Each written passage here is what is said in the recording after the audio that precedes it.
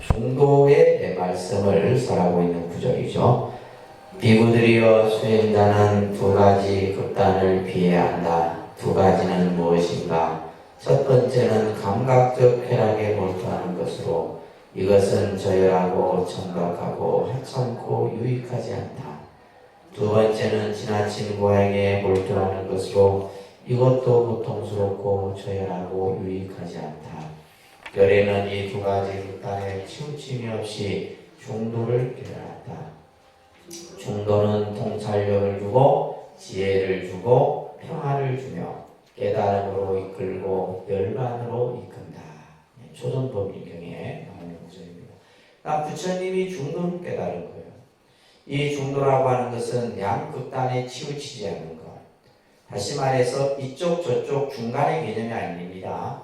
양변을 다 여인 자리를 이제 중도라는. 그래서 이제 이 중도 사상은 굉장히 사실은 여러분들이 아주 이제 불교를 깊이 공부하면 할수록 아주 심오한 이치가 바로 이 중도의 개념이에요. 그리고 이 중도는 뭐야? 여기서 통찰력을 준다. 세상을 좀 더 깊이 들여다볼 수 있는, 왜냐하면 견해가 치우치지 않으니까 내가 모든 어떤 세상의 이치를 깊이 들여다볼 수 있는 통찰력을 주고 또한 지혜를 주고 마음의 평화를 주고 깨달음을 또한 이끌어서 열반에 이르게 하는 것이 바로 중도다. 자, 그래서 부처님의 수행을 중도 수행이라고 얘기합니다. 부처님의 수행은 무슨 수행? 중도 수행이에요. 그래서 이제 여러분들이 부처님 생애를 통해서도 공부했듯이 처음에는 부처님이 이제 아주 육체적인 어떤 고행을 중심으로 수행을 했어요. 또 그리고 선정, 당시에 이름난 명상가들로부터 여러 가지 선정 수행도 있겠어요.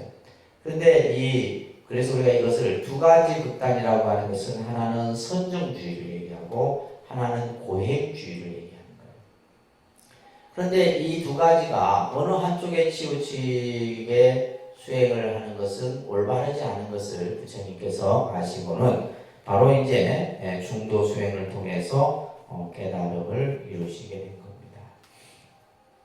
그 밑에 보시게 되면 말합니다. 중도란 조화와 균형, 평등과 평정에 입각한 실천적 중도이다. 그래서 이제 우리가 중도라고 하는 것은 단순히 사상이 아니에요. 실천이에요, 실천. 이것은 이제 실천적 중도와 사상적 중도라는 개념을 설명하고 있는데, 이것은 마치 이제 거문고줄의 비유를 하고 있습니다. 그죠? 여러분들 거문고줄 비유 들어본 기억이 나죠? 소나라고 하는 비구가 수행을 하면서 너무 수행이 잘 되지 않자 자신의 어떤 수행에 대해서 부처님께 이제 이야기를 하면서 부처님이 이제 이 소나 비구가 출가 전에 거문고줄을 탄 것을 아시고는 거문고줄에 비유해서 법을 설하시는 내용이에요. 자, 같이 밑에 소나여 이렇게 같이 읽습니다. 소나여 바로 그와 같음을 알라.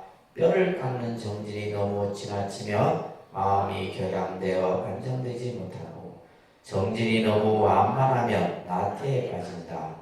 그러므로 소나여 그대는 평등한 정진에 머물러야 하고 도로 여러 감각기관이 후로 평등하도록 지켜야 하며 그 중도를 취해야 합니다. 그래서 우리가 이제 실천적 중도라고 하는 것은 양극단을 떠나 바른 실천의 의미가 바로 실천적 중도예요. 그러니까 수행을 해나가는 데서 있어서 너무 한쪽에 치우치면 안 된다 이런 얘기예요.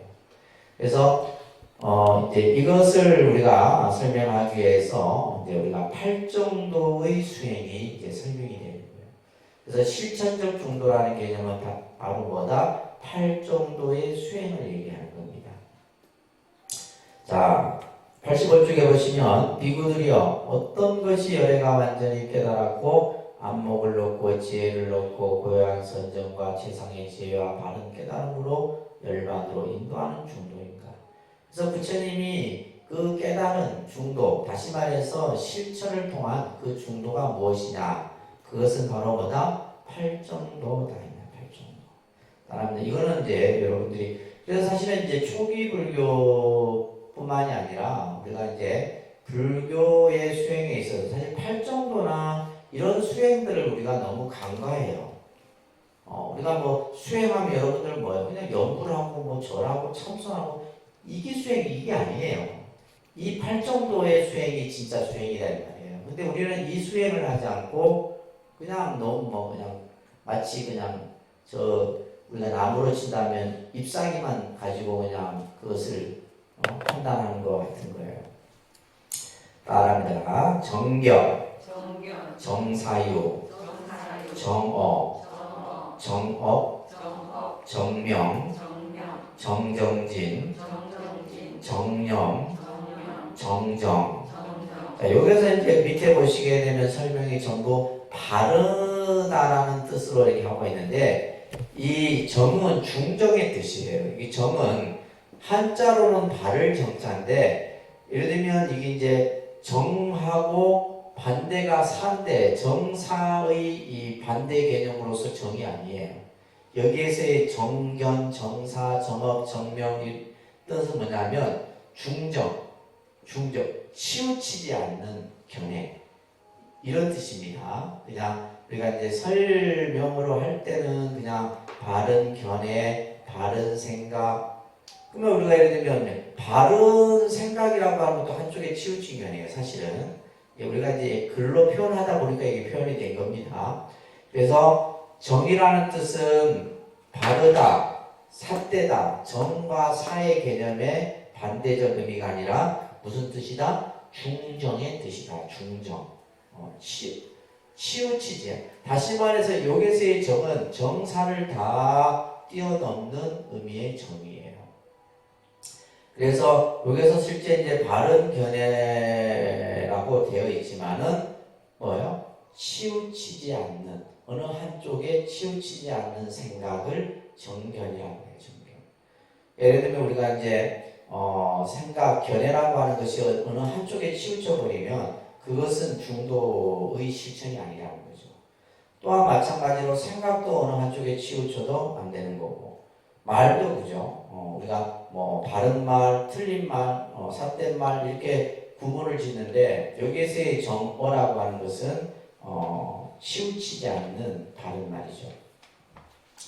자, 그래서 이 8가지의 팔정도 수행을 이제 우리가 실천적 중도라고 얘기를 하고 그래서 그 밑에 보시면 사상적 중도라고 하는 설명이 되어 있죠. 중도란 양극단에 치우치지 않는 것이다. 자, 중도라는 것은 양극단에 치우치지 않는 것이 중도예요. 그러니까 우리가 뭐 중간의 길 이게 아니에요. 그냥 한자로 하면 가운데 길 뭐 이렇게 그런 뜻이 아닙니다. 중도란 양극단에 치우치지 않는 것인데 치우치지 않는다는 것이 뭐냐라고 했을 때 설명이 되었죠. 그러니까 어떤 생각이나 관념에도 집착하지 않는 것이다. 그래서 우리가 생각에 어떤 생각을 치우치거나 또 말에 치우치거나 또 견해에 치우치거나 이것은 뭐냐면 어떠한 기준점에 내가 그 생각에 붙들어져 있는 거죠. 근데 여기서 우리가 이제 중도라고 하는 것은 생각과 관념에 집착하지 않는 것. 이게 이제 실제 공부에 있어서 굉장히 중요한 개념이잖아요. 그러니까 선에서도 이제 이야기를 계속 얘기를 하는 겁니다. 그래서 양극단이 아닌 모두를 포용하는 입장을 취한다 하더라도 또 그것이 이제 집착하는 마음이 있다면 그것은 중도가 아니다라는 거예요. 그래서 사상적 중도란 유와 무, 생성과 소멸, 같음과 다름, 긴 것과 짧은 그러니까 이것을 이제 나중에 용수보살 같은 분은 팔불중도라고 하는 그러니까 유와 무는 두 가지 개념이죠. 그죠? 있다 없다. 생성과 소멸은 생겨나고 소멸 없어지는 거죠. 같고 다르고 길고 짧고 선하고 악하고 남자고 여자고 전부 이런 것이 뭐예요? 우리가 이 말하는 생각의 어느 한 기준에 치우쳐져서 구분하고 분별하는 거죠. 그죠? 이런 어떤 편견이에요. 편견. 생각이 치우친 것을 편견이라는 겁니다. 그래서 쌍규탄 이까야라고 하는 초기 경전에 보면 까짜야나요 모든 것이 존재한다라고 하는 거, 이것 또한 하나의 극단이다. 이 세상은 모든 것이 존재한다, 유다라고 하는 것은 뭐다? 그것도 하나의 치우친 거예요. 또 존재하지 않는다라고 하는 것 또한 하나의 극단이다.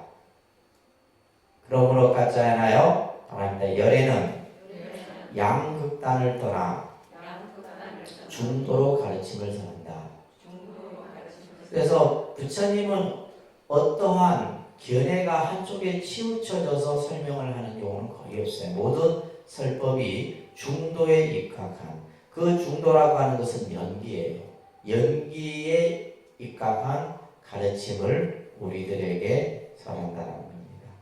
그래서 쭉 밑에 보시면 86페이지 끝에서 6째 줄 후에 7째 줄에 보면 사성적 중도라고 하는 것은 연기법이다. 이렇게 이제 설명, 연기법과 같이 연결해요. 그래서 실천적 중도는 뭐라 그랬어요? 8정도의 수행이 실천적 중도고, 사성적 중도는 뭐다? 연기법과 같은 맥락이다. 이렇게 여러분들이 이해를 하시면 됩니다. 그래서 우리가 이제 이 견해를 얘기할 때, 자 보세요. 두 가지 견해가 있어요. 두 가지 견해. 따라합니다. 상견, 단견. 이것을 이견이라고 해요. 이견. 상견과 단견이라고 하는 이제 두 가지 견해. 우리가 이제 생각을 일으키는 데 있어서 여러분들이 이제 현실 속에서 각자의 생각이 다 다르죠. 생각이 다 다릅니다. 생각이 전부 각기 다 달라요. 그래서 우리가 사람마다 각자가 가지고 있는 견해가 다 틀려. 그래서 상견이라고 하는 것은, 이것은 유의 입장입니다. 상견은 뭐의 입장? 유의 입장이에요. 있다라고 생각하는 거예요. 있다라고, 모든 것은 존재하는 것이고, 나라고 하는 것도 있고, 괴로움도 있고, 다 모든 것이 있다라고 생각하는 것이 상견이에요. 괴로움도 있고, 즐거움도 있고, 나도 있고, 너도 있고, 모든 것이 다 있다라고 생각하는 거예요. 그래서 여기에서는 이제 뭐냐면 영혼도 있고 자아도 있고 윤회의 주체도 있다라고 생각하는 것이 상견이다. 모든 것이 다 있는 거예요. 그래서 이제 이 상견이고, 그 다음에 단견은 뭐냐면, 단견은 뭐예요? 반대로 모든 것은 또 없다라고 하는 것이 또 단견이에요. 없다라고 하는 것이 뭐다? 단견이에요. 이거는 무의 개념인데, 우리가 죽으면 끝이다, 죽고 나면 모든 것이 끝난다, 이거는 뭐예요? 단견입니다. 그런 생각을 가진 분들이 있어요. 우리가 죽고 나면 영혼도 없고, 죽고 나서 예를 들면 지옥이나 천당 갈 일도 없고, 없다라고 생각하는 것이 뭐다? 단견이라고 합니다. 단견, 상견. 그래서 근데 불교는 뭐냐면 이 단견과 유와 무를 떠난, 유무를 다 떠나서 뭘 설하는 거예요? 중도를 부처님께서는 얘기를 하는 거예요. 이 유무를 벗어난 중도의 가르침. 그래서 이제 예를 들면 유무, 또 하나와 다른 것, 그 다음에 아까 얘기했듯이 생과 사, 이런 식으로 전부 둘로 나누어서 보는데, 그러한 개념을 떠난 것이 바로 불교의 중도의 개념이에요. 그래서 이 중도가 바로 뭐라 그랬어요? 정견인 거예요. 중도가 뭐라? 정견. 그러니까 상견과 단견을 떠난, 그죠? 치우치지 않는 바른 견해가 무슨 견해? 정견인 거예요. 정견. 그래서 상견과 단견을 이제 우리가 나중에 이제 용수보살은 이것을 이견이라 해요. 이견. 두 가지 견해다. 그래서 두 가지 견해를 떠나서 불교는 뭘 설한다? 중도를 설한다. 근데 이제 우리가 이제 여러분들 생각해 보세요. 우리들은 늘 뭐예요? 어느 한쪽의 견해에 생각이 치우쳐 있단 말이에요. 그 치우친 생각이 뭘로 만들어져요? 자기의 어떤 생각의 고집에서 만들어지는 거예요. 이것이 이렇다면 그 생각을 여러분들 버리지 못합니다. 또 이것은 이것이 아니다라는 또 그 아니다라는 생각을 버리지 못해요. 근데 불교는 뭐예요? 수행을 통해서 실천적 중도를 통해 갖고 이 두 가지의 집착된 생각을 다 풀어버리라는 거예요. 그래서 이제 육조 해능 스님 같은 경우는 선도 아니요 악도 아니다. 선악을 다 벗어버리라는 거예요. 선악을 다 떠나버리라는 이런 설법을 하시게 되는데, 자, 그래서 이제 이 대승불교에서의 보시게 되면, 여러분들 교재 87쪽에 보시게 되면, 이제 이러한 어떤 그 중도의 사상이 대승불교에 와서는 굉장히 아주 교리적으로 체계화되는데, 그것을 만드신 분이 누구예요? 용수보살이에요. 용수보살. 나중에 여러분들 이제 다음 주에 이제 반야 사상을 공부하시게 되는데, 그 반야의 공사상의 사상적 토대를 만드신 분이 바로 용수보살이에요. 용수보살.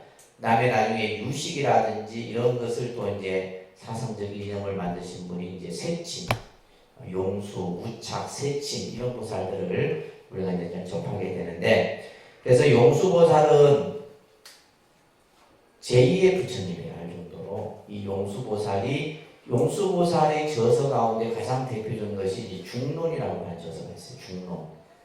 대단한 저서입니다.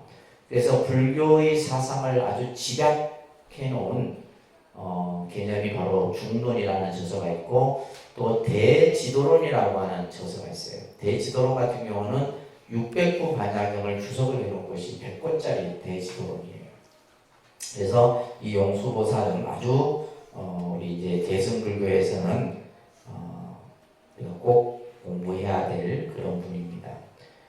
그래서 이 용수보살이 중론송의 첫 번째 중론의 제1개송이에요.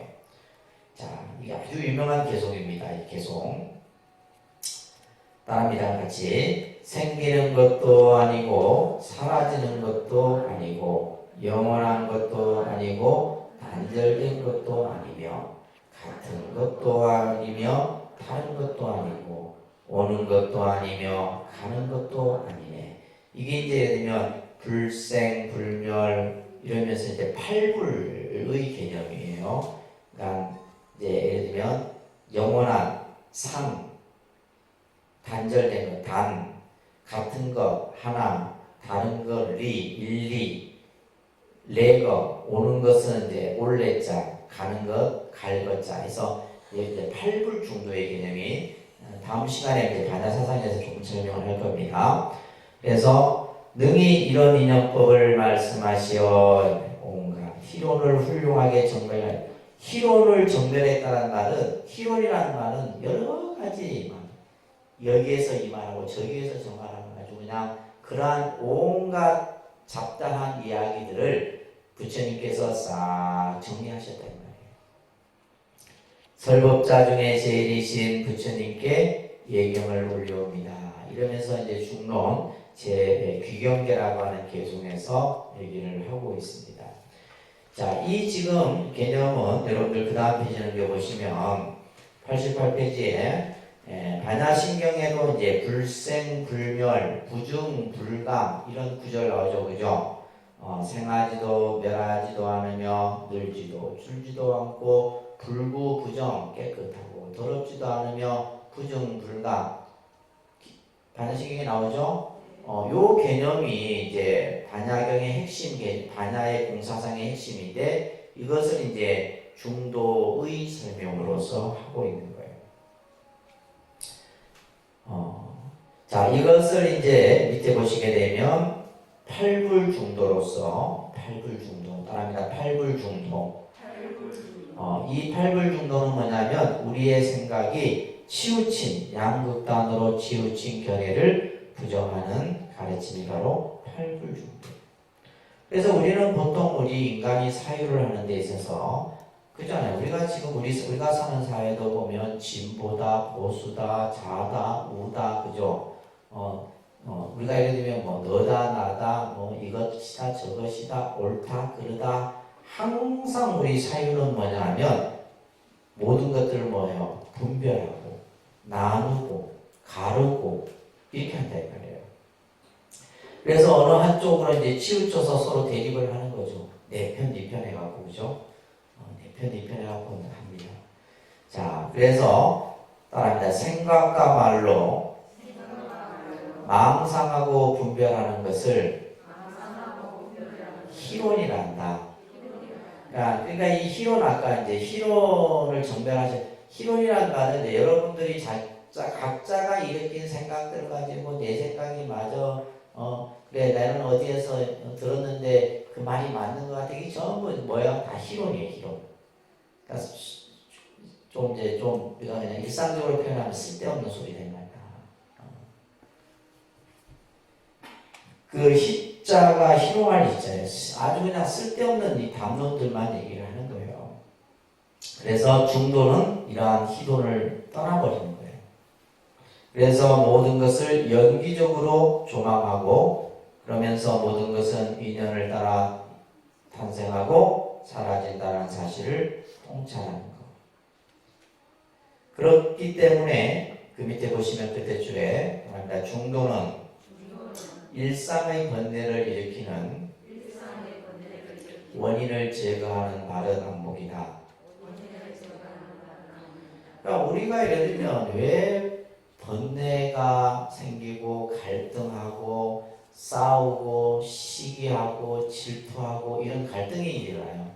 결국 생각이 각자의 생각이 서로 각기 다르기 때문에 그 다른 생각을 뭐요? 그것이 옳다라고 각자 주장하는 거예요. 각자 주장함으로 인해서 여러 가지 그래서 그 밑에 보시게 되면 투쟁과 대립 갈등이 이제 일어나는데 이것을 뭐 하라는 거예요? 텅 비워버리라는 거예요. 다 놓아버리라는 겁니다. 그래서 분별과 차별을 떠난 자리 그 자리가 바로 해탈의 자리고 열반의 자리다.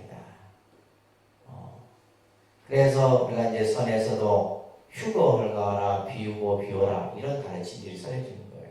생각. 근데 우리는 그걸 못 버립니다. 내 생각, 그 생각 자체를 가지고 여러분들은 자기 주장을 내세우고 자기 고집을 일으키고 그죠? 이 개념이 전부 뭐와 다 또 연결돼요. 금강경 사상하고 다 연결되잖아요. 금강경에서 내일 얘기하는 것이 바로 이거예요. 자, 그러면서 그 밑에 보시게 되면 마조 도일 스님의 말씀이 이제 서해지고 있죠. 도를 알고자 하느냐 평상심이 바로 도다. 뭐가 도라고요? 평상심. 평상심이 바로 도다. 평상심. 이 평상심이 바로 뭐예요? 우리가 무의심, 무심이라고도 얘기한다 그랬어요. 그죠? 결국 불교는 이 마음을 갖고자 하는 겁니다. 근데 우리가 가지고 있는 중생의 마음은 뭐예요? 늘 차별하고 분별해요. 늘 차별하고 분별합니다.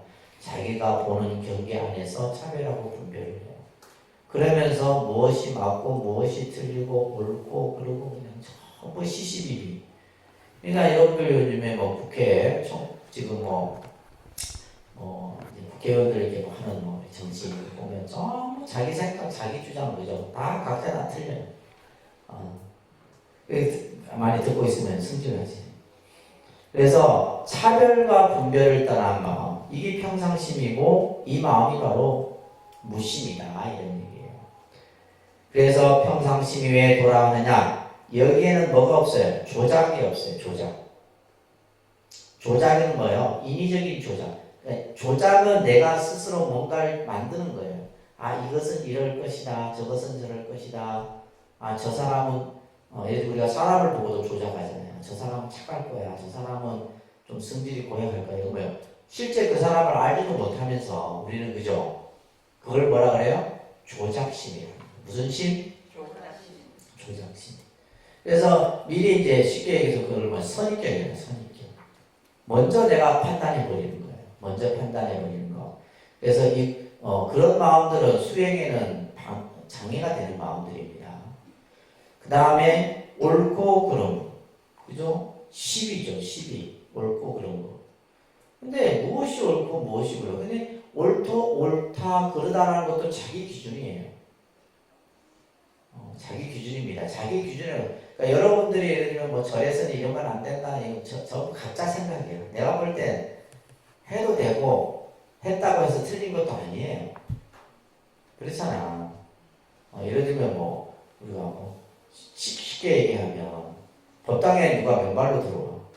맨발로 들어올 수도 있는 거지. 그래가지고 막 그냥 들어오면 안 된다고 내쫓아버리면 되겠어요? 안 되겠어요?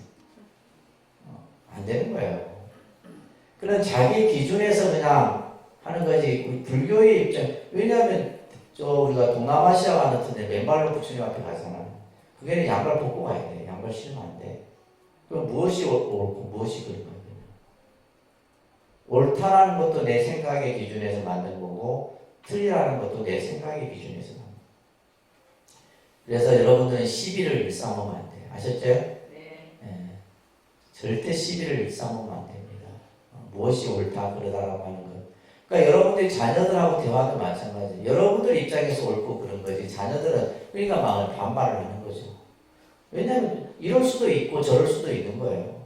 그런 상황들이 생기는 겁니다.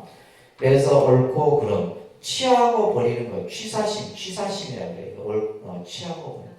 우리는 예를 들면 좋은 걸 취하고 나쁜 걸 버리는데 이것 또한 우리의 수행에 장애되는 거죠. 단멸주의와 영원주의. 아까 이걸 뭐라 그래요? 단견상견이라는 거예요. 단상. 범부성인. 무엇이 누가 범부고 누가 성인이냐 말이에요. 이런 것은 본래 없다. 이런 마음이 무슨 마음이다? 평상심의 마음이다. 그 평상심을 가지는 마음이 바로 도다. 그러니까 도라고 하는 것은 굳이 닦아서 얻어지는 것이 아니다. 그래서 도불용수 이런 말이 이어서 이어집니다. 도라고 하는 것은 닦아서 이루어지는 게 아니에요. 닦아서 이루어지는 게 닦는다라는 것도 뭐예요? 이건 인위적인 조작이에요. 그러니까 여러분들이 이제 내가 기도를 한다, 내가 기도를 한다는 생각 없이 해야 되는데 여러분들은 기도를 한다는 생각을 가지고 하니까 안 되는 거예요. 내가 무엇을 한다. 금강경에서 내 얘기하는 얘기가 그 얘기잖아요. 함이 없이 일하는, 함이 없이 하는 마음. 그 함이 없이 하는 마음을 무슨 마음이라고 그래요? 맨날 들어도 함이 없이 하는 마음, 그 마음이 바로 무의심이에요. 무의심. 무슨 마음? 무의심.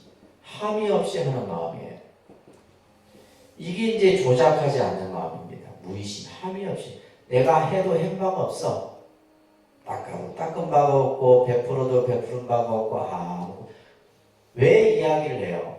이 마음을 왜 가져야 되냐? 내가 했다라는 생각을 가지게 되면 이제 뭐가 생기는 거예요? 집착이 생기고, 그게 따라서 뭐가 생겨요? 분별이 생기고, 그에 따라서 이제 시비가 생기는 거예요. 그러니까 불교의 수행은 이것을 끊는 것이 수행이다. 이것을 끊는 것이 불교의 목적이고 이것을 끊어야지만 여러분들이 뭐로부터? 괴로움으로부터 벗어날 수 있는 거예요. 아시겠죠? 간단합니다. 간단 명료한 거예요, 사실은. 근데 자꾸 이제 어렵게만 생각해서 그런 거예요. 그렇기 때문에 언어와 침묵, 움직임과 고요한 모든 소리와 색깔이 모두 깨달음이거든. 어느 곳에서 부처를 찾느냐? 이 세상이 다 부처의 모습인데 어디서 부처를 찾느냐 이 말이에요. 우리가 생각을 해야 됩니다. 다 모든 것이 다 부처예요. 모든 삼라만상이 다 부처인데 어디서 우리는 쓸데없이 이제 뭐, 그죠? 부처 찾는다고 그냥 방석에 앉아갖고 혼자서 아무리 찾아봐도 부처가 나오나. 이 세상 그 자체가 부처예요. 우리가 사는 이 모든 여러분들 눈에 보여지는 모든 것이 다 부처예요. 그래서 부처의 눈으로 보면 이 세상이 다 부처의 모습. 그러니까 우리가 중생의 눈으로 보니까 다 그냥 분별과 차별로 보이는 거죠. 그죠? 머리 위에서 머리를 찾지 말아요. 불의 위에서 불의를 더하지 말고. 다만 뭐다? 차별적인 견해, 차별적인 견해. 이게 중요한 거예요. 이거다 저거다 나다 너다 이 차별적인 생각만 일으키지 않는다면 뭐요? 산은 산, 물은 물, 승은 승, 속은 속일 뿐이다. 부처는 부처이고 중생은 중생이고 보살은 보살이고 다 그대로의 모습이다라는 거예요. 이게 완능록에 나오는 얘기입니다. 우리가 흔히 산은 산, 물은 물이요 이거는 뭐 성철스님이 하신 얘기라고 하는데 원래 이제 어록에 나오는 얘기예요. 법에 나오는 얘기를 이제 하신 건데, 그렇기 때문에 시비와 차별을 떠나야 된다. 근데 우리는 이 중생세계에서 중생의 삶은 늘 시비와 차별이 끊이지 않아. 그렇죠? 시비와 차별이 끊이지 않습니다. 왜 그래? 왜 끊이지 않아요? 쓸데없는 생각을 일으키기 때문에 그래. 쓸데없는 생각을. 아이고, 그러면 생각들은 그냥 MRI MRI 이런 거 할 때 그런 거 싹 안 없애지나? CT 찍고 이럴 때. 시비와 분별을 떠나야 되는데, 그래서 이제 우리가 수행을 하게 되면, 저 사람 마음이 있는다 이런 표현도 씁니다. 수행에 있어서. 마음이 있는다라는 것은 시비와 분별을 다 놓아버리는 거예요. 근데 우리는 이 시비와 분별을 놓지를 못한다는 말이에요. 근데 그것을 떠난 자리가 무슨 자리예요? 해탈의 자리요, 평화의 자리요, 달리도 무엇을 버틸 것이 없다. 그래서 석철 스님께서도 중도는 시비에서 났던가 같은 상대적 대립을 벌이고 모순과 갈등이 상통하는 융합하는 절대의 경지가 바로 중도의 경지다. 그래서 중도라는 이 사상은 불교 부처님의 가르침에 있어서 아주 중요한. 그래서 부처님은 무엇을 깨달았다? 중도를 깨달았다. 무엇을 깨달았다고요? 중도를 깨달았고, 그 중도는 곧 연기다라고 얘기를 하는 겁니다. 자, 그러면서 이제 존재론이에요. 나를 구성하는 것이 뭐냐라고 했을 때 우리는 뭐라 배웠어요? 오원이다. 나를 구성하는 것이 뭐다? 그죠? 내가 뭘로 이루어진 건 알아야 되잖아. 내 이 몸은 뭘로 이루어졌다? 오원으로 이루어졌다. 나는 누구인가? 라고 했을 때 오원으로 이루어진. 그런데 이제 불교에서는 나라고 하는 존재를 뭐요? 무아의 존재로 보는 거예요. 그래서 이 무아의 개념이 굉장히 중요한 개념입니다. 우리가 이제 무아라는 말은 그냥 내가 없다 이런 말이 아니고 나라고 할 만한 뭐요? 실체가 없다 이런 말로 이해하라고 했어요. 그죠? 무아의 개념은 뭐라고요? 나라고 할 만한 이 몸뚱아리를 우리는 나라 하지만은 이게 나가 아니라는 말이에요. 왜? 이건 일시적이고 가변적인 조건에 의해서 만들어진 거예요. 그러니까 순간순간 어때요? 우리 몸은 변하잖아요. 이 몸뚱아리는 내가 아닙니다. 그러면 마음도 나냐? 마음도 변하죠. 몸보다 마음이 생각이 더 많이 빨리빨리 변합니다. 시시각각 변하잖아요. 시시각각 변합니다. 하루에도 수백 번, 수천 번. 그러니까 여러분들이 왜 마음이 변해? 마음은 변하는 거예요. 마음이 똑같은 마음을 계속하고 상황에 따라서 우리 중생의 마음은 끊임없이 변하는 겁니다. 어제는 좋았다, 오늘은 나빠지고 아주 그냥 죽을 듯이 하는 거예요. 마음이. 그래서 일시적으로 결합된 존재로서의 나, 변화하는 존재로서의 나를 말하는데 이것을 이제 마치 수레에 비유를 합니다. 수레. 경제 밑에 90페이지 보시면 마치 여러 목재를 함께 엮어 만든 것을 우리는 수레라 부르는데 마찬가지로 모든 쌓임의 인연이 모인 것을 우리는 뭐란다? 중생이라 부른다. 5가지의 쌓임이 만들어져서 나를 구성하게 되는 거예요. 그래서 이제 우리 여러분들 1학기 때 배웠어요. 나를 구성하는 것은 2가지의 큰 요소로 이루어져요. 자, 91쪽에 보면 물질적인 요소, 정신적인 요소. 이 세상의 존재하는 모든 것들은 물질과 정신으로 갖춰진다. 이렇게 배웠습니다. 그죠? 이제 그런 것들을 우리는 뭐라 한다? 다 통틀어서 오온이라 한다. 뭐라 한다고요? 오온이라고 한다. 그래서 5가지 쌓임이라는 뜻이에요. 5가지 쌓임이라는 뜻인데 이것이 이제 생겨났다 없어지는 거예요. 자, 부처님께서 여러 비구들에게 말합니다. 5가지 쌓임이 있는데 어떤 것이 5가지냐? 자, 말합니다. 물질의 쌓임과 느낌, 표상, 의지, 식별의 쌓임이다. 이 5가지 쌓임은 모두 생겼다 소멸하는 법이라고 관찰하라.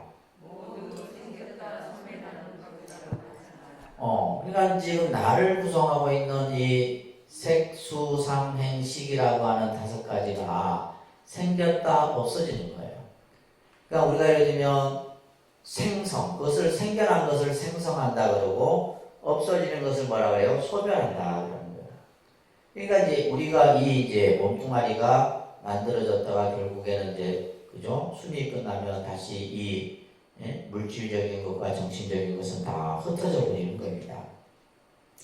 그래서 이것은 물질이요, 이것은 물질의 모임이며 물질의 멸함이다. 또 이것은 느낌, 표상, 의지, 식별이요, 느낌, 표상, 식별이 모임이며 또한 이것은 식별의 멸함이다라고 이것을 관찰해라. 그래서 오온을 나를 구성하고 있는 색수상행식이라고 하는 오온을 이제 관찰하라는 말씀을 하고 있는 겁니다. 그래서 따라합니다. 색수상행식. 1학기 때 다 배웠어요. 그죠? 배웠던 거기 때문에 여러분들이 한번 읽어보시기 바랍니다. 그래서 색은 물질로서 4대로 이루어져 있고, 그죠? 수는 뭐냐면 느끼고 받아들이는 감수라고 얘기를 하고 있고, 상은 뭐냐면 지각, 표상 작용이라. 식은 이제 색수상행, 행이라는 행동 의지를 말하고, 그죠? 우리를 뭘로 자꾸 하게끔 만드는 거예요. 행위예요. 뭔가 내가 해야 되겠다라고 하는 것이 뭐다? 행위예요. 그 다음에 식은 식별하는 작용입니다. 그래서 이 오는 여러분들이 잘 기억을 해두세요. 나를 구성하는 5가지가 오온이다. 그래서 이제 반야신경에도 오온, 개공, 오온이 다 공하다. 오온이 공하다라는 것은 오온은 무하다라는 말과 같은 말이에요. 오온 개공이라는 말과 오온은 무하다라는 말과 같은 겁니다. 아시겠죠? 근데 우리는 이 내 자신이 계속해서 존재한다라고 생각을 하는 거예요. 근데 영원히 존재하지 않잖아요. 우리가 기껏 해봤자 요즘 100세 시대엔 100년 안에 다 없어지는 존재다. 그래서 우리가 이제 연속성을 가지고 있는 실체가 아니에요. 찰나찰나 변하는 겁니다. 찰나찰나 변하는 모습이다 라는 얘기를 하고 있습니다. 자, 여러분들 교재 넘겨서 94쪽에 보시게 되면 불교는 몸, 영혼, 나의 것이라는 고정된 물질이나 정신을 인정하지 않는다. 그래서 부처님의 가르침은 우리가 이 육체라고 하는 것, 영혼이라고 하는 것, 그죠? 나라고 하는 것, 나의 것이라고 하는 것, 이것은 고정된 것이 아니다 이 말이에요. 또한 정신 또한 고정되어 있는 것이 아니라 이것은 늘 뭐예요? 변하는 거다. 그 변하는 것이 바로 우리가 무상이고 그 무상이 바로 뭐예요? 연기다라는 얘기를 합니다. 그래서 계속해서 같은 얘기를 이렇게 다 설명을 하는 겁니다. 그래서 우리는 이것을 알아야 되는 거예요. 물질은 덧나니 덧없는 것은 뭐다? 괴로움이에요. 자, 따라합니다. 같이 쭉 읽습니다. 이 경 중요한 구절이에요. 자, 소리내서 읽습니다. 시작. 물질은 덧없나니 덧없는 것은 곧 괴로움을 전하며 괴로움을 전하는 것은 나가 아니고 나의 것도 아니라 이와 같이 관찰하는 것을 진실이란 관찰이라 하느니라. 마찬가지로 느낌, 생각, 의지, 식별도 덧없으며 덧없는 것은 곧 괴로움을 초래하고 괴로움을 초래하는 것은 나가 아니고 나의 것도 아니다. 이와 같이 관찰하는 것을 진실이라 관찰이라고 한다. 거룩한 제자가 이와 같이 관찰한다면 물질에서 해탈하며 느낌이 토상한 의지, 식별에서 해탈하니 나는 이것을 태어나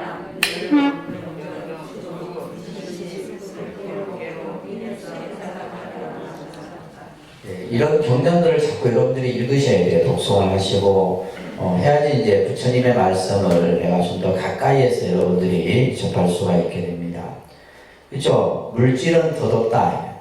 무상한 것이다. 그 무상한 것은 뭐라 그랬어요? 괴로움인 거예요. 왜? 중생의 입장에서 중생은 뭐야? 늘 영원하기를 바라거든. 내가 소유하고 있는 것, 내가 가지고 있는 것, 내 것이라고 생각하는 것은 영원하기를 바라요. 그런데 여러분들이 영원할 것이라고 생각하는 어떠한 것 또한 잠시 머물렀다 가는 것이에요. 이것을 관찰하라는 겁니다. 이것을 관찰해야지 우리는 뭐로부터? 괴로움으로부터 벗어날 수가 있는 거예요. 그래서 내가 아니고 나의 것도 아니다. 나라는 것은 아라 그러고 내 것은 아소라 그러는 거예요. 그래서 따라합니다. 아소. 이 두 가지 개념이 이제 나중에 반야경에서 반야사상에서 소설합니다. 나와 내 거와 나와 나의 것. 그래서 이런 이제 관찰을 하라는 겁니다. 그래서 우리가 이제 나를 구성하고 있는 모든 것들은 잠시 머물렀다가 변하는 것이다. 그죠? 다 모든 것이 변해요. 변하지 않는 것이 어디예요? 이 우주, 산하대지도 다 변합니다. 자, 지금 계절의 변화도 보세요. 벌써 이제 가을이고, 겨울이고, 또 좀 있으면 봄이 되고, 우리 몸도 변하고, 우리의 마음도 변해요. 그죠? 마음도 늙어간다, 이 말이에요. 그런 걸 느끼세요? 내가 요즘에 그걸 많이 느껴요. 이제 만사가 다 귀찮아요. 그러니까 뭔가 이렇게, 한 10년 전만 해도 뭔가를 막 내가 해야 되겠다 이런 생각이 드는데 요즘에는 막 해야 된다는 생각을 일으키는 것조차 싫어. 이게 늙어가는 거예요. 마음이 늙는 거예요. 그러니까 몸도 늙고 마음도 늙고. 그러면 남은 것은 뭐밖에 없다? 그렇죠. 이제 화장터로 가는 일밖에 없는 거예요. 이게 우리의 삶이에요. 근데 여러분들이 이제 불교를 공부하면 그러한 삶을 그냥 단편적인 모습에서 느껴지는 괴로움이 아니라 그 괴로움에서 벗어나는 진실한 가르침을 불교를 통해서 알 수가 있게 되는 거예요. 자, 그래서 이제 부처님께서 95쪽에 보면 파초의 비유를 듭니다. 파초라고 하는 것은 안에가 튕겨 있죠. 예를 들면 껍질을 벗겨내도 마지막에 남는 게 하나도 없어. 우리의 삶도 마찬가지다. 우리의 중생의 삶 또한 마찬가지다라는 거예요. 그래서 이 세상에 존재하는 것은 금강경에도 그죠? 번개불과 같고 아지랑이와 같고 그죠? 물거품과 같고 나라고 생각하는 것은 아무것도 없다. 아무것도 없는데 우리는 뭐요? 나라는 집착과 내 것이라는 집착을 가짐으로써 뭐를 일으켜요? 괴로움을 일으키는 거예요. 없는데 우리는 자꾸 그것을 내 거라고 이제 뭐요? 생각을 붙들어 두다 보니까 거기에서 뭐가 일어난다? 괴로움이 일어나는 거예요. 자, 여러분들이 만약에 괴로움이라고 하는 이 심리적인 상태가 일어났다. 그럼 그 괴로움이 어디에서 일어났냐 보면 전부 99.9%가 뭐다? 집착이에요, 집착. 집착에서 생기는 겁니다. 아시겠어요? 소유와 집착이에요. 소유와 집착. 소유는 뭐냐? 우리가 내 거라는 생각을 가는 게 소유잖아요. 또 집착은 뭐냐면 생각의 집착, 물질에 대한 집착, 자리에 대한 집착, 권력에 대한 집착, 돈에 대한 집착, 그죠? 자식에 대한 집착, 전부 사람에 대한 집착, 다 집착이에요. 그래서 사실은 간단해요. 그러니까 우리가 이제 수행을 하고 공부를 하고 부처님 말씀을 통해서 부처님께서 우리가 살고 있는 이 괴로움, 현실의 괴로움이 왜 생기고 그 괴로움을 어떻게 해야지 벗어나는가, 이걸 말한다 그랬어요. 그죠? 이런 얘기를 지금 쭉 하는 겁니다. 쭉 하는 거예요. 그래서 95쪽에 보면 반야신경의 첫 구절이 설명되어지고 있죠. 관자재 고사리 깊은 반야바람일다를 향할 때 온이 공한 것을 비추고, 그러니까 고통에서 건너다. 괴로움이라고 하는 것으로부터 우리가 벗어나기 위해서는 모든 것이 다 뭐다? 무상하고, 그죠? 공인 줄 알아야 돼요. 그래야지만 괴로움으로부터 벗어나는 겁니다. 그래서 96쪽에도 보면 물질이라고 하는 것은 모인 물방울과 같고 느낌은 물거품과 같고 생각은 봄날 아지랑이와 같아요. 의지는 파초와 같고 식별은 흙개비와 같다. 그러니까 우리가 말하는 오를 이렇게 관찰하라는 거예요. 지금 여기에서 비유한 물방울이나 물거품이나 아지랑이나 파초나 헛개비는 뭐예요? 잠시 생겼다 없어지는 거예요. 순간 생겼다 없어지는 겁니다. 이런 가르침이 금강경의 일체유의법, 요몽환포염, 여로용료점, 응장교시반하고 똑같이 연결돼서 설명이 돼요. 그러니까 초기 경전에 나오는 말씀이나 대승경전, 반야 금강경에서 나오는 말씀이 다른 게 아니다라는 거예요. 두루두루 자세히 사유하고 바른 기억으로 잘 관찰해 보면 알맹이도 없고 단단하지도 않으니 거기에는 뭐도 없고 나도 없고 내 것도 없다 이 말이에요. 아시겠어요? 그래서 이제 불교에서 나를 비워라, 버려라 이런 표현들이 어떤 의미냐면 요 의미예요. 지금 우리가 이 초기 경전에서 설명하는 요 의미를 얘기를 하고 있는 겁니다. 그래서 시시각각 변하는 존재다. 그러면서 이제 인식에 있어서도 우리는 12처 18개라는 것을 공부했어요. 공부했죠? 육근 육식이 12처고 그 다음에 육경까지 하게 되면 18개의 설명을 하게. 다시 말해서 우리가 이제 인식하는 그러한 과정들을 이제 육근, 육경, 육식 이라는 이제 18개가 되고 육근과 육경을 하게 되면 12처가 돼요. 이거 한번 쭉 읽어보세요. 1학기 때 열심히 공부했던 건데 다 기억을 잊어버리시고 한번 읽어봅니다. 자, 쭉 넘기셔서 103쪽. 오늘 좀 내용이 많아요. 많은데 정해진 시간은 한정되고 그죠. 그래서 정리해보면 우리가 육근이라고 하는 것은 눈, 귀, 코, 혀, 몸, 마음. 그래서 이것을 육근 안이비설신의 안이비설신의 그것은 인식의 주체입니다. 인식의 6가지 인식의 주체를 육근이라고 하고 육경은 뭐냐면 그죠? 형색, 소리, 냄새, 맛, 감촉, 생각. 그것을 색성향 미촉법 해야 됩니다. 색성향 미촉법. 이건 인식의 대상이에요. 그래서 인식의 주체가 인식의 대상을 함으로 인해서 만들어지는 것이 처라고 하는 것은 감각과 인식이 가능한 장소인데 12가지의 모습으로 나타내서 12처라 하고 12처에다가 이제 육식을 더하면 18개가 됩니다. 이거는 교리적으로 여러분들 외우셔야 돼요.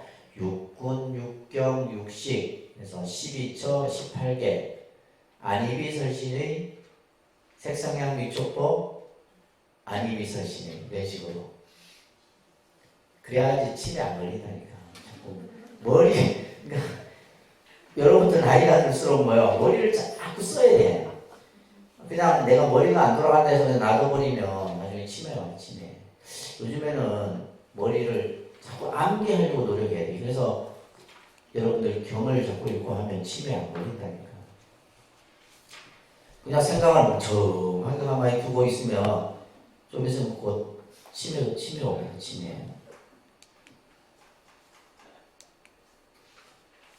그래서 지금 여기에 보면 이제 우리의 어떤 인식과 뇌의 어떤 모습들을 이렇게 지금 표현해 놨는데 이거는 이제 의학적으로 설명하는 겁니다. 촉두엽, 청각을 인지하는 거고 시각을 인지, 후두엽에서 시각.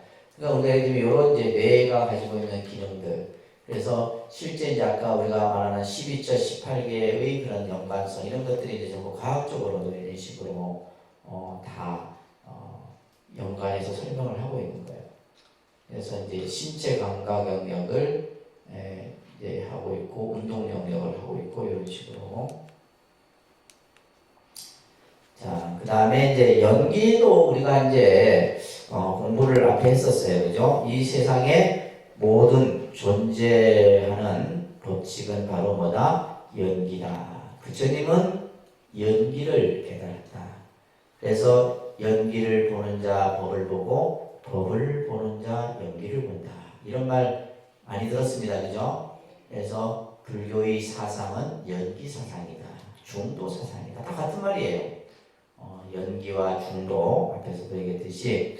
그래서 이것은 존재의 원리를 설명하는 거예요. 존재의 원리. 103쪽 맨 하나에 보면 연기는 존재의 법칙이다. 선생님 무슨 법칙? 그래서 모든 존재는 인연 따라 생겨나고 인연 따라 없으니 존재의 법칙이에요. 그리고 생멸하고 사라지기 때문에 이것은 생멸의 법칙이라고도 합니다. 연기는 무슨 법칙? 생멸의 법칙. 존재의 법칙이고 생멸의 법칙이다. 라고 이렇게 이제 우리가 불교에서 설명을 합니다. 밑에 103페이지 보시게 되면 세 가지 외도설이 있는데 따릅니다. 숙명론, 창조론, 유물론. 이것을 이제 삼종 외도라 그랬었어요. 이것도 공부했습니다. 삼종 외도. 이 세 가지 가르침은 불교 교설이 아니에요. 그래서 이거는 불교에서는 외도설이라 얘기를 하는 거예요. 그래서 숙명론은 뭐요? 전생의 업에 모든 것은 전생의 업의 소산이기 때문에 다시 말해서 정해진 운명대로 내가 살아간다. 아니에요. 불교는 그게 아니라 내가 지금 현재 살아가는 모습으로 모든 것을 다 바꿀 수가 있어요. 그래서 숙명론은 이게 숙명론은 다른 말로 이게 운명론과 같은 겁니다.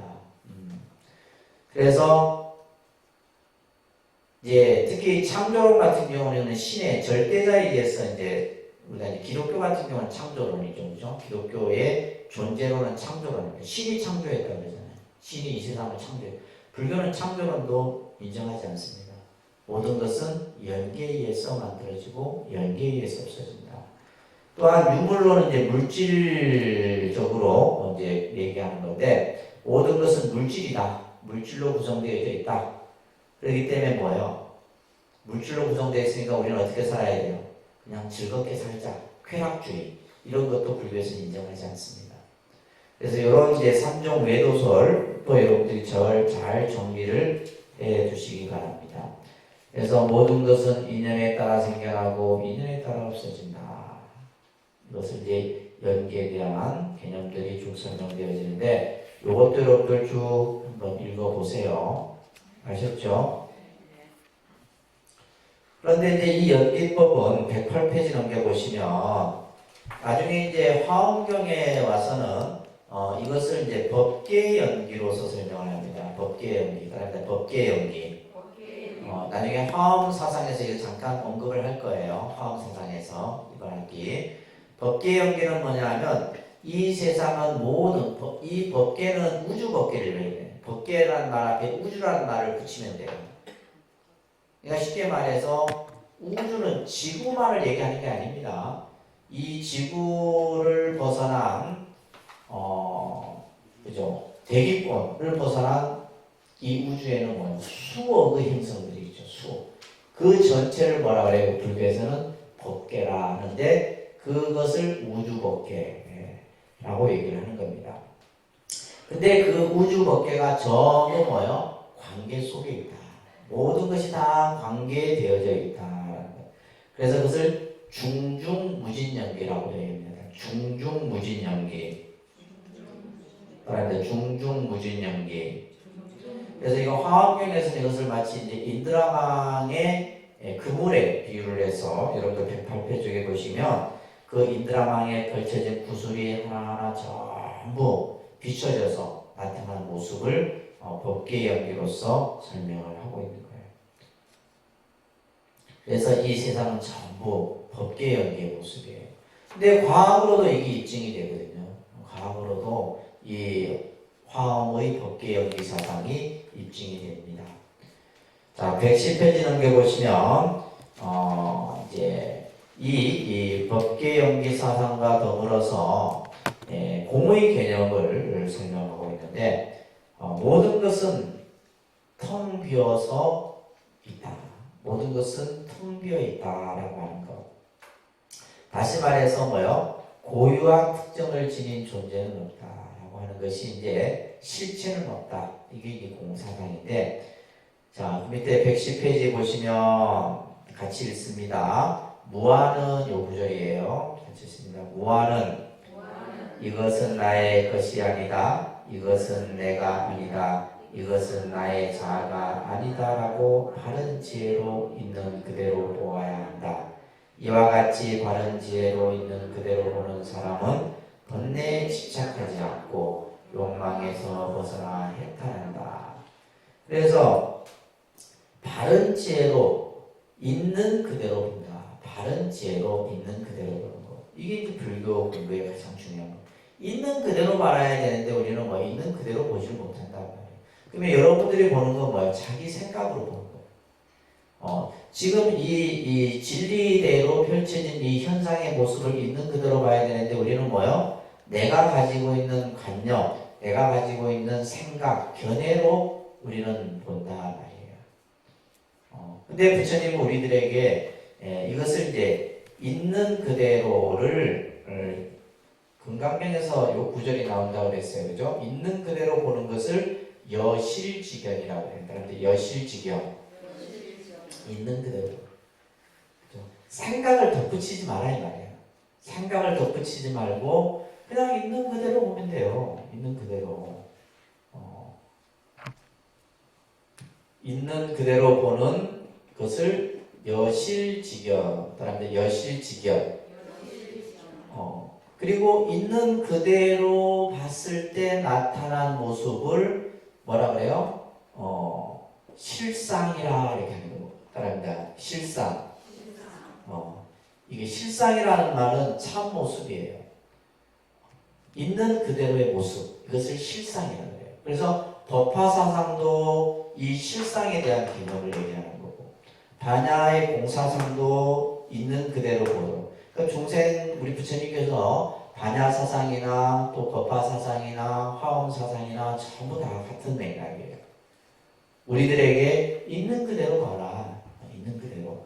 그러면 이 세계의 모습, 있는 그대로의 모습이 뭐예요? 무상한 것이고 공이고 무하고 괴로움이라고 하는 거예요.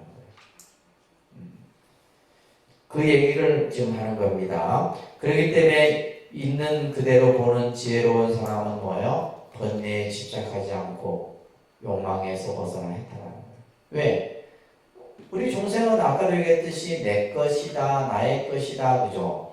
이것은 있는 것이다, 또 이것은 없는 것이다. 자기의 각자의 생각에서 보고 판단을 하는데, 그러므로 인해서 뭐가 생기는 거예요? 시비가 생기고 괴로움이 생기는데, 있는 그대로 보는 모습에서는 그런 것들이 일어나지 않는다. 그래서 밑에 보시면 111쪽에 보시게 되면 물질이라고 하는 것은 내 마음대로 할 수 있는 것이 아니에요. 우리 몸뚱아리 여러분들 마음대로 합니까? 안 아프고 싶다 해서 안 아파져요. 늙고 싶지 않다 해서 안 늙어집니까? 이 몸뚱아리조차 내 마음대로 할 수 없어요. 그래서 내 게 아닙니다. 그렇죠? 이게 내 거라 한다면 여러분들 마음대로 해야 돼. 마음대로 막 얼굴도 막 뜯어고치고 성형 의존하지 않고 얼굴도 내 마음대로 바꾸고 해야 되네. 안 된다 이 말이에요. 또 마음 또한 뭐다? 내 마음대로 안 되죠. 몸은 또 그렇다 치고 이놈의 마음이 더 문제인 기라. 마음은 시시각각 변해. 아까도 얘기했죠. 하루에도 수백 번, 수천 번 변합니다. 어제 좋았던 사람이 오늘 갑자기 싫어져. 그런 경우 있죠? 없는가 봐. 있습니다. 분명히 어제까지 좋았는데 오늘 딱 보는 순간 싫어지는 거예요. 마음은 내도 몰라. 내 마음 나도 모른다 이 말이에요. 그렇기 때문에 뭐예요? 무아인 거예요. 그렇기 때문에 뭐다? 무아다. 존재하지 않는 거예요. 그래서 우리가 이제 112쪽에 보시게 되면 무아를 깨달으라는 말은 나를 부정하라는 말이 아니라 나를 버릴 때 진정한 나를 찾을 수 있는 거예요. 나라고 지금 우리가 생각하는 나는 이게 진짜 나가 아니다 이 말이에요. 단지 뭐예요? 어떤 조건에 의해서 만들어진 모습을 가지고 우리는 나라 생각하는데 그 나를 딱 비워버리고 나면은 진짜 참 나를 찾을 수가 있는 겁니다. 자, 그래서 불교에서는 공이라는 개념을 개성불교에서 세웁니다. 공이란 무엇이냐? 공. 반야공사상에서 다음 시간에 또 공부를 할 겁니다. 텅 비어 있는 것. 그죠? 그래서 내가 텅 비었다는 것을 따릅니다. 아공이라고 해요. 아공. 이 존재가 텅 비어 있는 것을 법공이라고 해요. 법공. 112쪽에 있죠. 그죠? 따릅니다. 아공, 법공. 다음에 공하다라는 것마저도 공해. 그것을 구공이라고 해요. 구공. 공하다는 것마저도 구공. 113쪽에. 네, 이제 좀 여러분들 읽어보시면 이제 진도가 빨리 나가니까 페이지 수까지 내가 다 얘기해 줘요. 그래서 이것을 삼공이라고 해요. 삼공. 뭘 한다고요? 그래서 파이집 현상공이 뭐예요? 금강경의 대이잖아요. 아집과 법집을 부숴버리고 아공, 법공, 구공을 드러내는 것이 금강경의 대이예요. 그래서 이 공을 세 가지의 개념으로 설명을 하고 있습니다. 그래서 다음 시간에 이제 이 공에 대해서 아마 얘기를 할 겁니다. 114쪽에 보게 되면 이 공사상이 이제 나중에 더 뭐로 발전하냐면 무자성이다. 일단 무자성. 무자성 이꼬르 공이에요. 이게 수학 공식처럼 공은 무자성이다. 무자성이라는 말은 뭐냐면 자성이라는 말은 스스로 존재하는 것을 자성이라는데 우리 막 예를 들면 자성 또한 뭐하다 실체가 없는 것이다 라고 얘기를 하는 것이 무자성이에요. 여러분들 115쪽에 보시면 한번 읽어보시면 우리가 예를 들면 어떤 사람을 가지고 그 사람의 성격, 성품, 누구는 이럴 것이다 저럴 것이다 예를 들면 그죠 우리가 흔히 많이 하는 것들이 뭐예요? 혈액형을 가지고 그 사람의 성격을 많이 하죠. A형은 어떻고 B형은 어떻고 근데 그것이 이제 뭐 절대적인 것은 아니잖아요. 그죠? 일시적이고 가변적인 것이에요. 일시적이고 가변적인 것이다. 또 사람의 어떤 모습을 가지고도 우리가 이것은 이렇고 저것은 저렇다 판단을 하는데 그것 또한 일시적이고 가변적인 것이다. 그래서 그 밑에 보시게 되면 115쪽에 따릅니다. 공은 무아, 중도, 연기 이 세 가지를 전부 이 개념을 전부 다 포함하고 있는 개념이 바로 공이에요. 그래서 공사상, 무아, 중도, 연기 이 세 가지가 전부 하나의 이 맥락에서 설명되어지는 가르침입니다. 그래서 이제 앞에서도 얘기했듯이 반야신경에도 오온이 공함을 비추어 보고 일체 괴로움을 건넌다. 이 불교의 모든 뜻이에요. 불교가 가지고 있는 모든 뜻입니다. 자, 118페이지 보시게 되면 우리가 이제 공과 더불어서 이제 무상도 우리가 상법인에서도 배우고 뭐 그죠? 무상이라는 것은 변한다는 거예요. 무상의 뜻은 뭐다? 변한다. 영원하지 않다. 이 세상에 영원한 것은 없는 거죠. 그죠? 모든 것은 다 존재하는 것은 변하는 거예요. 물질도 무상하고 마음도 무상하고 모든 존재는 다 무상한 거예요. 이 무상이라는 말은 영세주의적이고 허무주의적인 개념이 아니라 그랬어요. 그죠? 아까 뭐요? 있는 그대로의 모습이다. 무상이 뭐라고요? 있는 그대로의 모습. 우리 존재의 모습이에요. 무상한 겁니다. 무상하기 때문에 뭐라 그랬어요? 괴롭다라고 그랬잖아요. 우리 중생의 입장에서는 무상하기 때문에 괴로운 겁니다. 모든 것이 다 무상해요. 무상. 120페이지 넘겨보세요.